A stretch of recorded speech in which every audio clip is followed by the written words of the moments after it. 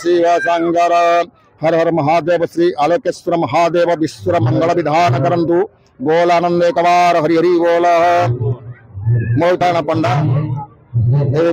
मंदिर दायित्व नौथुवा पूजक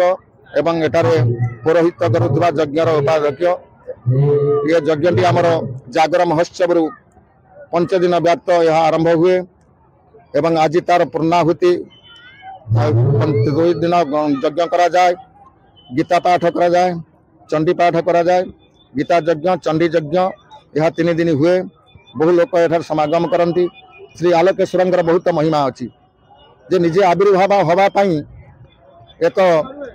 कंभार नाग ये जगार बाहरी ग्रामवासी मत डाकी मु देखली देवालय जगह एठार एक शिव मंदिर स्थापन करते जो दिन शिव मंदिर शुभ देले 5 दिन पर एक अचानक नाग साप एठार देखादेला आज पर्यंत भी से नाग नागुणी 2 जन अच्छा गड़िया आड़ी अच्छा मंदिर को आसुंच यह हूँ आलोकेश्वर महिमा ये जो भक्त मानसिक करुच्ची आम देखु बहुत भक्त आसुंच गुआ चढ़ाऊँ मानसिक कर मन पूर्ण होची आसिक से भी भोगराग ठाकुर बड़ सिंहास कर 2 वर्ष है प्रथम वर्ष गला प्रतिष्ठा दिवस यज्ञ उत्सव 3 वर्ष है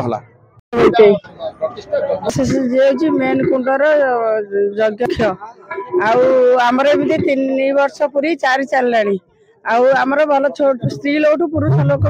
समस्त सहयोग कर छोट गाँ एमती चलती आगे भगवान द्वारा चलो कालेश्वर दया चली ग्रामवासी मैंने आमर बहुत मैंने समस्त कम कर छोट गाँ केमती हम ये कम बहुत बहुत यज्ञ हम मंगल कामना यज्ञ आयोजन कर अजय कुमार बोईते आलिया ग्राम ये तो 3 वर्ष पूरी गला आलोकेश्वर यज्ञ भल सुचारूपे हो समस्त पाखा आगे सहयोग सहानुभूति रोचे समस्त भल हो